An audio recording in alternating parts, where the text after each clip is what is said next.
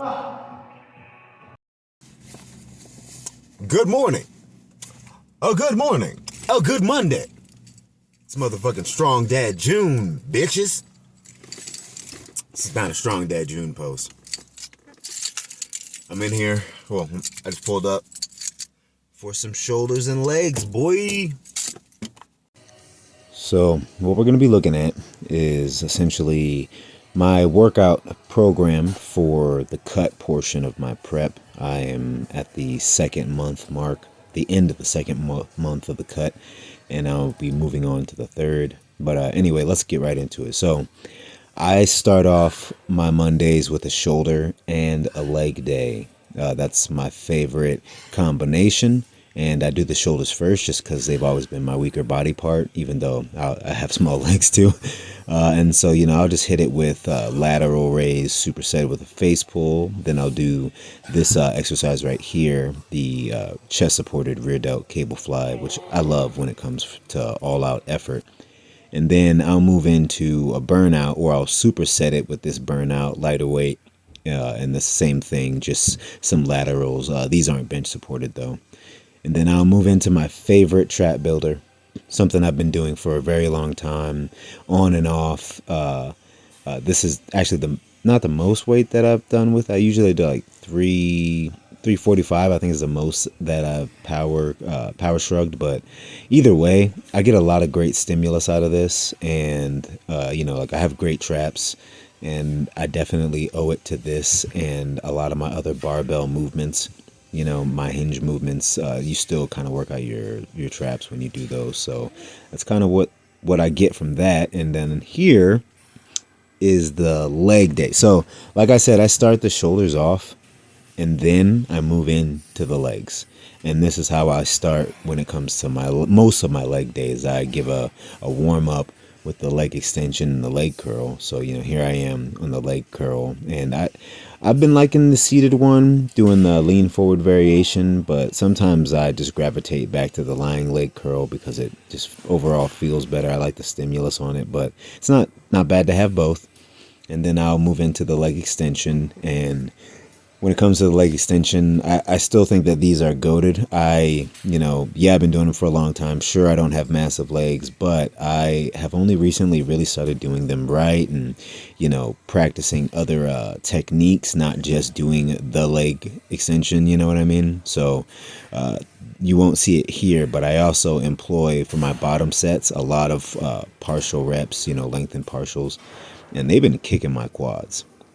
And then so after that, I'll take it to this room right here, and I'll kind of loosen up my hips just a little bit because typically I'll do, after I warm up my legs, I'll hit some sort of squat or RDL or some sort of bigger body movement. And so I like to get my hips just a little warm for it. And I'm telling you right now, fellas, y'all got to pay attention to your fucking hips, bro. I was not paying attention to my hips well enough, and I've been going through some issues with them now. I'm actually in physical therapy right now, trying to open up my right hip because it's just in horrible condition. And the longevity that you have when you have better hips is undeniable. A lot of problems, they stem from poor hips. Your problems in your knees and your ankles can stem from poor hip alignment. Your lower back, that can stem from poor hip alignment. Even when it comes to problems in your shoulders, your posture, if you have poor hip alignment, then, you have kind of like a lean forward sag or something like that. This can affect your posture when it comes to holding things above your head. And then, so now you're just unnaturally doing shoulder movements, in a way you shouldn't be doing. And then you open yourself up to injury. So, really, when it comes to fixing, the root of the tree, when it comes to the body, I personally believe that it starts with the hips, right there in the center. If that's functioning well, then everything else kind of seems to move into alignment, and you can even rehab it better. And so I'll move into my RDLs. I love RDLs.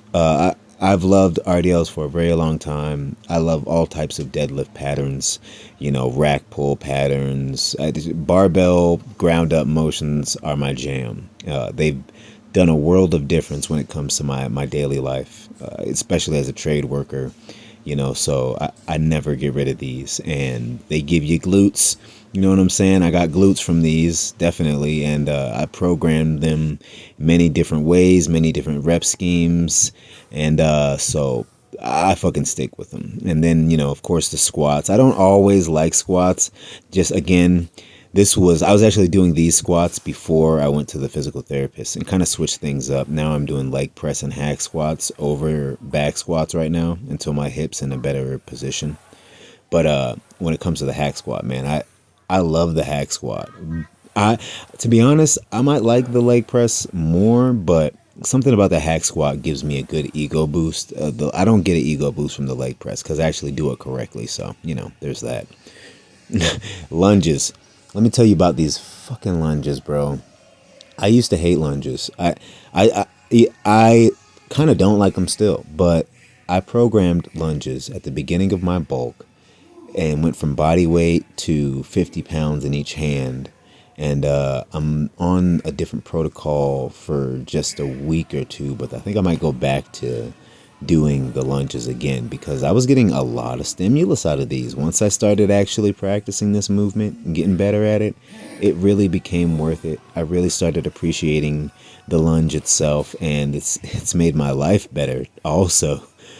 And the ever elusive calves. I'm sorry, y'all, but I'm fighting against West African genetics, so I don't even fuck with calves. What up? It's the morning time. I woke up a little earlier today, heading in for some chest and back and a little pose down. So before I get into chest and back day, I'll just go over my split real quick is shoulders, legs, chest, back. And then on Wednesday, I'll do triceps, abs, and cardio. And then I'll repeat the process. And then I'll take 2 days off. So I only do a triceps, abs, and cardio day once out of the week. And that's where I've been sitting at for a while. I had a distal tendon injury, so I have not been doing biceps. And I get a lot of work done on my triceps on my chest day. So anyway, these dumbbell presses, bro, I'm telling you. So in the beginning, I programmed these right after my last show. And I got really excited. Kind of hurt my shoulder a little bit. And had to take a little bit of time off of these, but I actually came back to them and I've been loving them. And next bulk, I'm definitely programming these in a lot more intelligently, a lot more intently. Even when it comes to dips now, I've only gotten up to 65 pounds. This is obviously not 65 pounds here, but I think this was earlier in the bulk, but I like the dips, but I actually prefer this machine more. I don't know why, but I love the stimulus that I'm getting in my chest from this over the body weight dip. And I'm sticking to whatever it feels good for me, I guess. And then typically with my chest days, I'll just do 2 big chest movements and a burnout of push-ups. I don't do a lot of volume for my chest anymore, just because I used to do that and it didn't actually make anything grow. So these right here are goated for the back.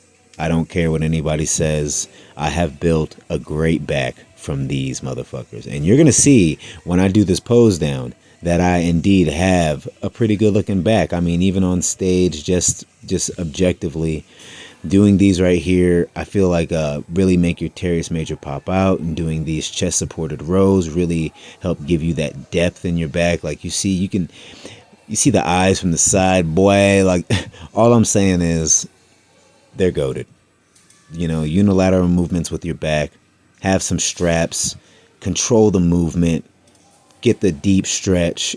And you're always going to come out with some great back results. Now, you got to eat some food, but I fucking love these. And even if it's not unilateral, even if it's both hands, I still rock with the movement. I mean, here we go. This was actually last week, and just look at that, man. Just back looking like a straight creature. You know what I'm saying? I'm trying to really improve my back aesthetics because I feel like nothing says actually strong like a strong back. You got a big chest and all, and that's cool, but the doctor never told you threw your back out because you did not enough bench press. You get what I'm saying? So I rock with back exercises. Look at that motherfucking flying. I'm about to fly away from this joint player.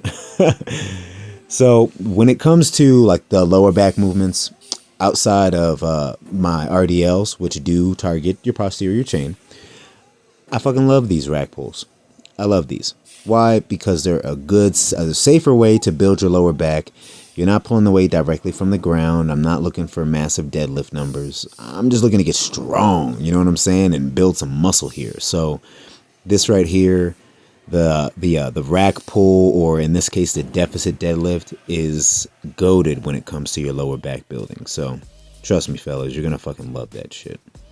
Oh, Apex, my play. So I have been taking this. I do stand by this shit. I'm not lying. I got it in my cabinet right the fuck now. Link in the description, my nigga. Now let's go and get to this pose down.